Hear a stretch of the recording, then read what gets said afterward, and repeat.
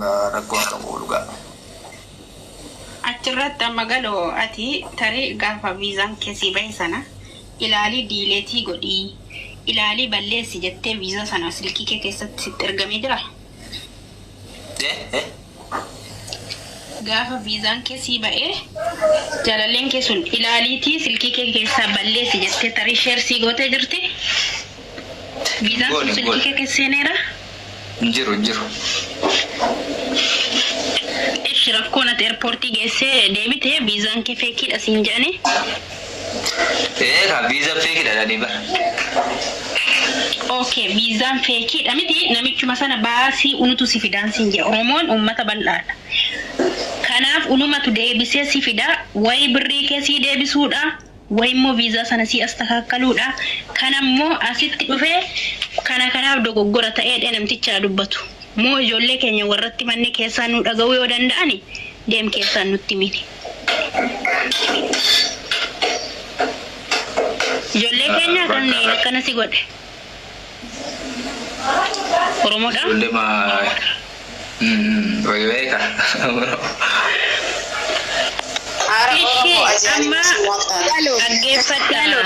Galoo fi kola gaafi takkan gaafadha.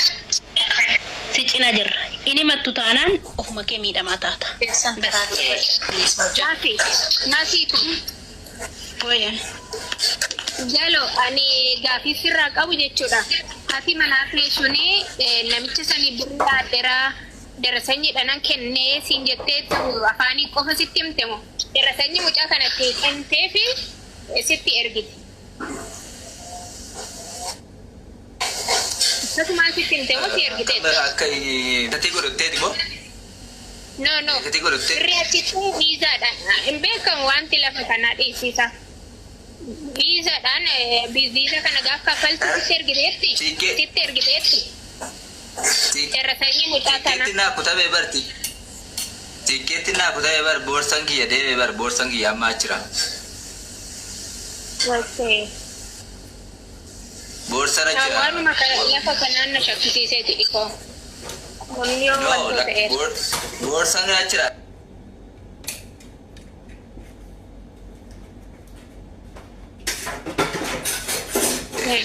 Gaafa si bilbilaan jedhan malee achi boorsan kiyya dhaqeera bar gaafa sumaa'u. Ani duubatti deebi'ee jennaan namni gaafa duubatti deebi'u boorsa kiyyaan duran ergee boorsa ergee booda kan na dhorkan. Kazaa duubatti deebi'ee boorsan darba waan ta'eefu erga xiyyaarri ka'ee booda boorsichi deebi'ee waan ta'eef gootee karaa boorsaan ba'u jira miti achiin eeggachaa ture. Baazoo ijoolleen nama wajjin deebi'an nama 10 waan akkasiiti. Amma sa'aatii 7tti eegna jechuudha. Ijoollee hundaafiyyuu dhufeet kan koo dhufuu deema carrashaar hunduu fudhatanii ba'anii. Amma sa'a 7 taa'ee sana booda achumaanan jira kana gaafattu iddoo mi'aa jechuudha. Lakkoofsi tokko dhaqinaan jedhanii achi deemennaan ittiin kenne waraqata keessan itti kennennaan boorsan kee deemeraa boruu deebi'a bakka imeeliin ergina naan jedhan gaafas jechuudha.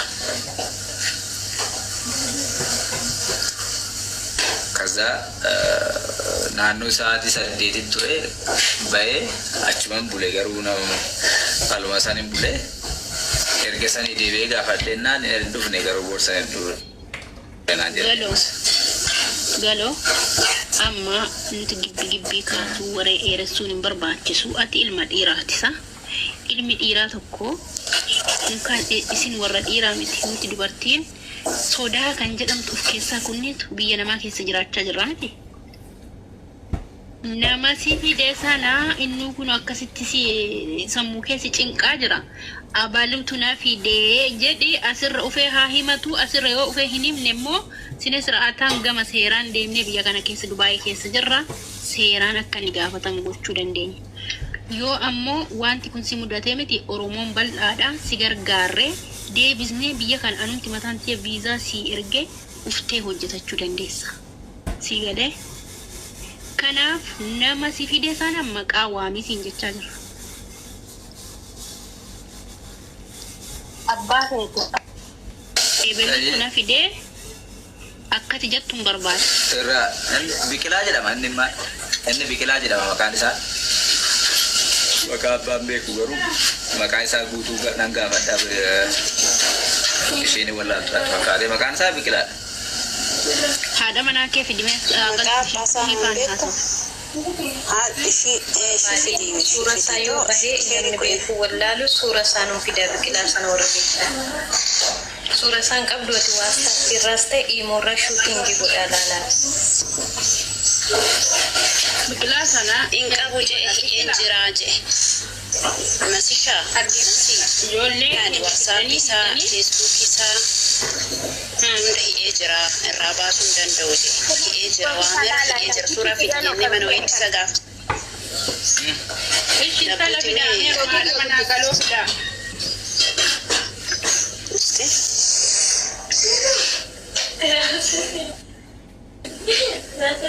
Isheen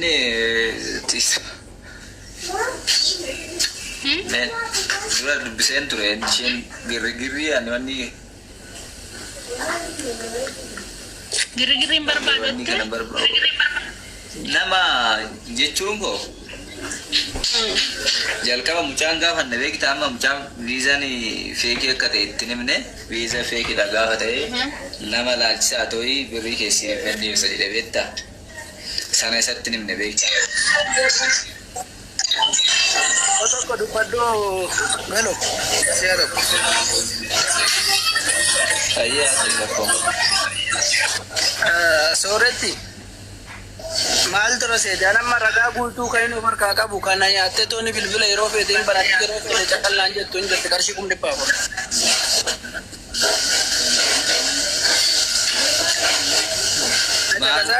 Muudii kun immoo zara deemee baanni muudii kana. Kamtu jechaa ragalo. Abdiisa dura kan saatti furmaata ati himata irratti himata maal gochuuf iddoo hansaa barbaanne nun abbichamu. Beeke mabbicha anillee asuma raan abbacha wannan saaxilu barbaadufan ragaa mara of harkaa hin qaba maallaqa kan inni ittiin kaffale mara. Beekta taanaan gadi nuu baasi. Atillee abbichi keessan namichi keessan tokko taanaan gadi baasi. Tokkos ta'uu dhiisuu danda'a ka kiyya dubara. dubara yoo taate abbaa feete haa taatu gadi baasi. Adaanee jedhamte yookaan immoo haadha firaa maqaa tiiktookii ishiitiin haadha firaa fooloowarsii 26,000 wayi qabdi.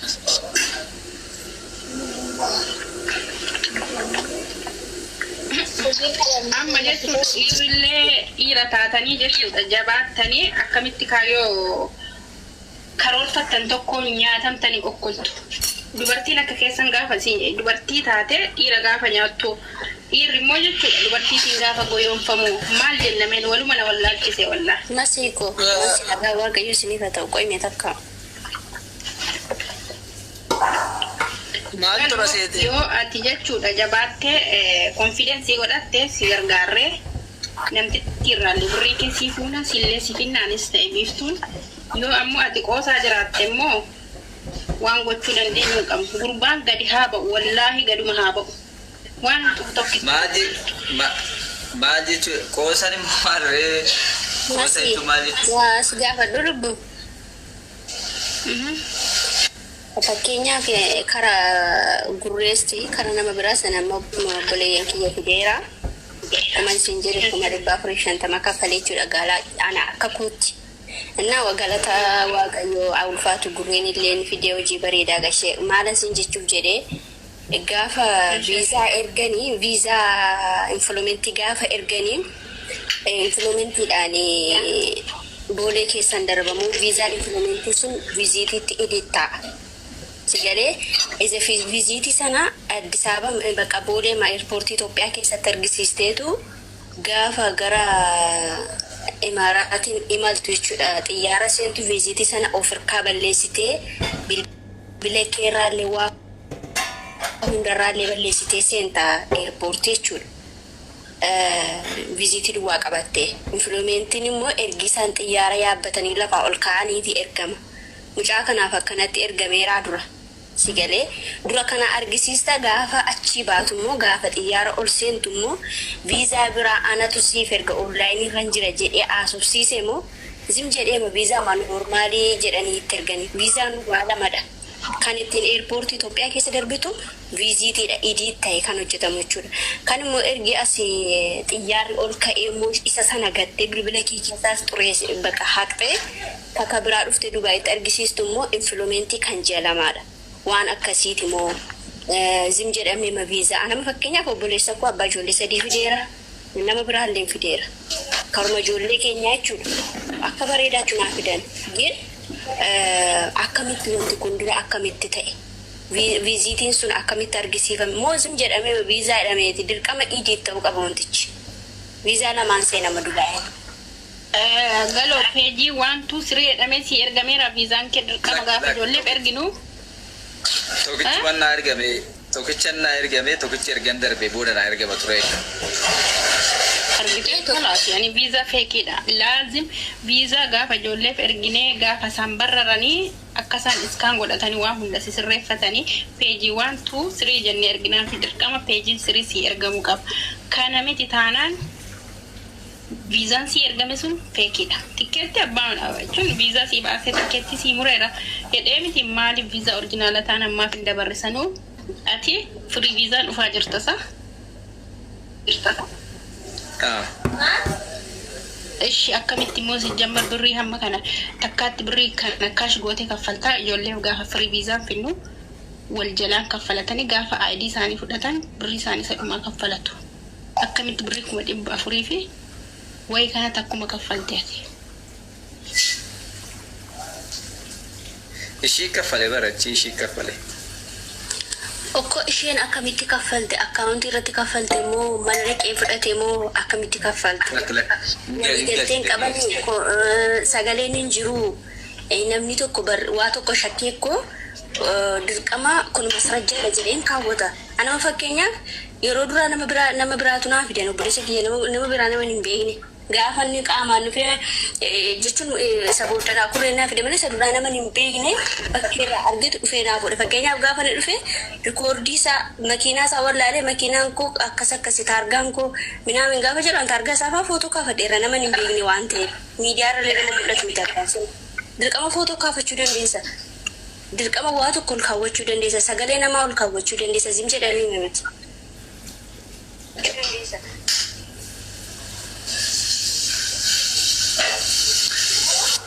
Ya, ingin